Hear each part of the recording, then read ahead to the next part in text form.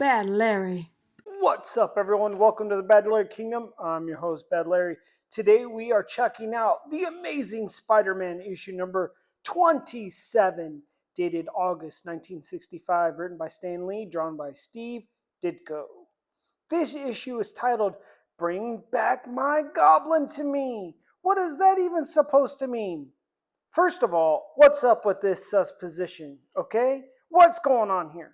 The crime master in the brown suit called all the criminals to this warehouse meeting to name himself Master King Crime Lord when Green Goblin shows up with a knocked out Spider-Man challenging Crime Master's claim to the throne. These creeps really want to undress Spider-Man, freaky boys, but that mask is webbed up so they can't get it off. Green Goblin talks trash to Crime Master, but the Crime Master always has more tricks up his sleeve. The group has quickly flipped and now wants Green Goblin as their king. Old Patchy McGee's in the crowd. He's hoping the cops show up soon. This traitor. Spider-Man is finally waking up. He's coming to and knows it's time to go to work. Green Goblin is pissed because Spider-Man is making a fool of everyone, even chained up. What a mess. Green Goblin and Crime Master can't hit a chained up Spider-Man, nearly hitting each other in the process. Everyone is attacking Spider-Man, 6 of these goons, but these 6 dudes in steel chains can't match Spider-Man's strength.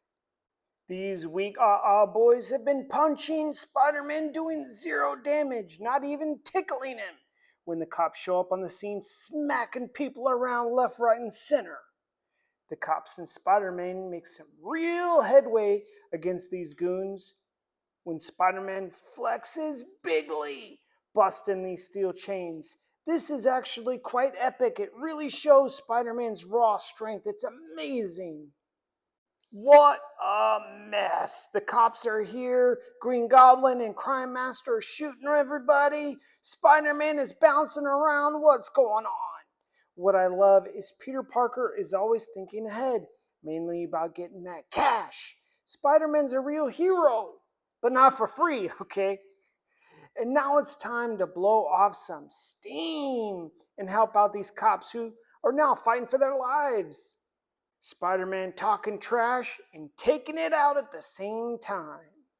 The cops are actually appreciating Spider-Man's help here, not like when Batman does it. These cops hate Batman.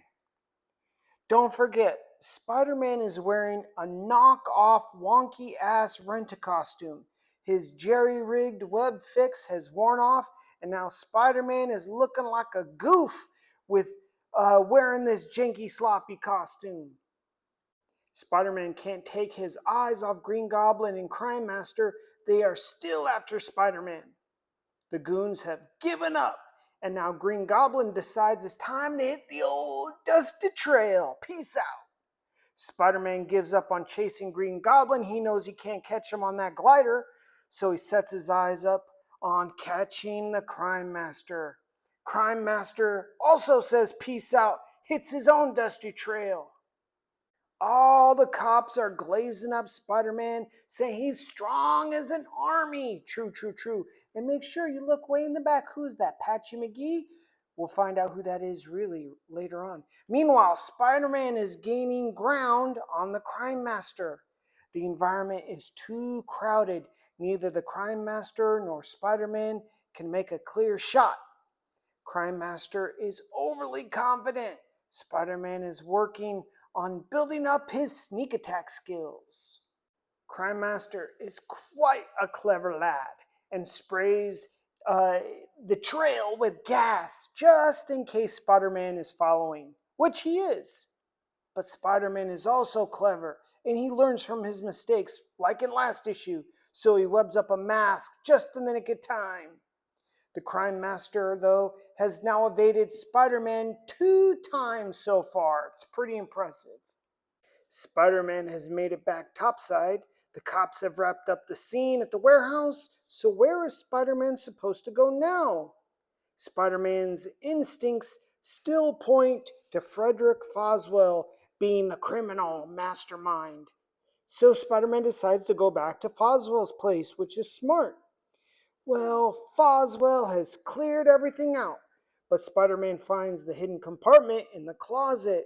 So he knows Foswell is either the Green Goblin or the Crime Master. He just doesn't know which one. The Crime Master is now stalking Spider-Man? But how? Spider-Man heads to Jameson's office and calls him a skinflint. I had to look that up. It's defined as a super duper cheap person, which is what Jameson is. Spider-Man tells Jameson that Frederick Foswell is actually the Crime Master or Green Goblin. Jameson says, "Where's the proof, bro?"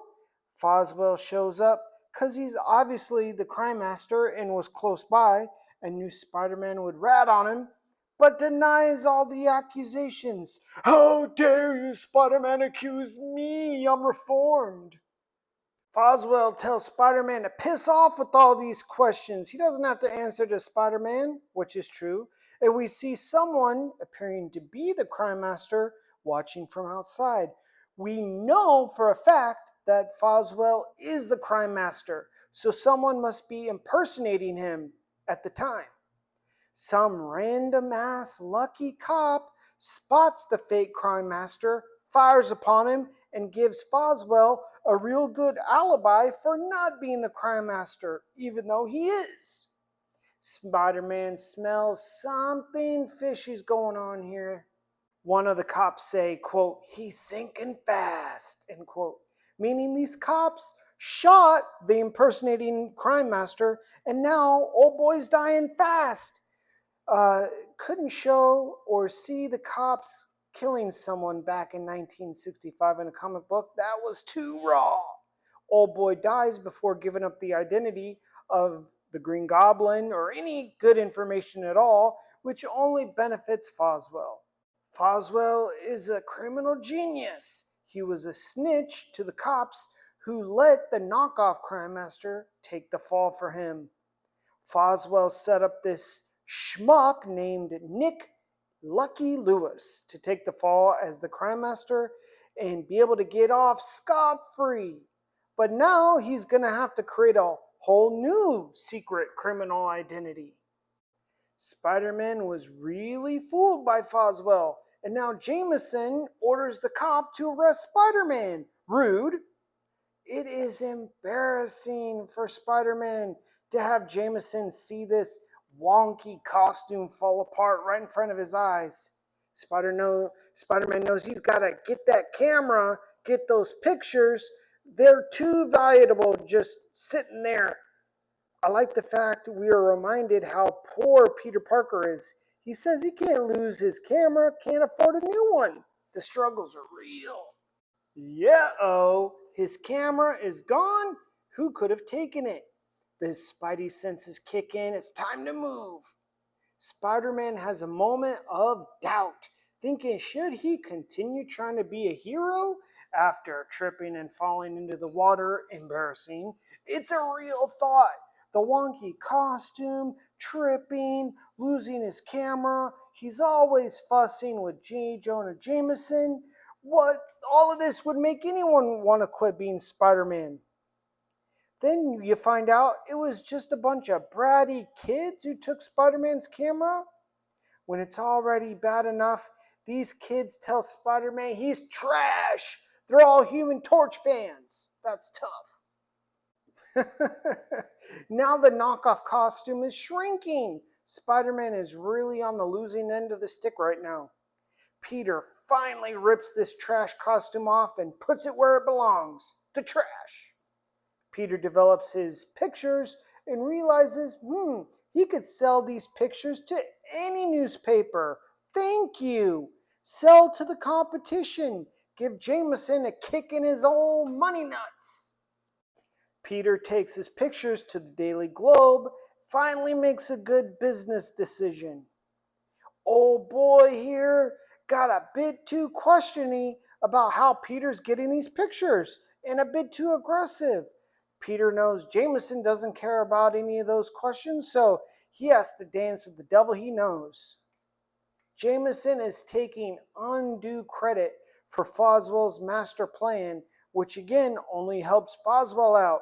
Dude really is the crime master. These comics really have me looking in the dictionary. I guess Peter did still sell his pictures to the Daily Globe. Jameson shrugs it off, saying it's a mere bagatelle. What is that? A bagatelle is something that is of such little importance or value.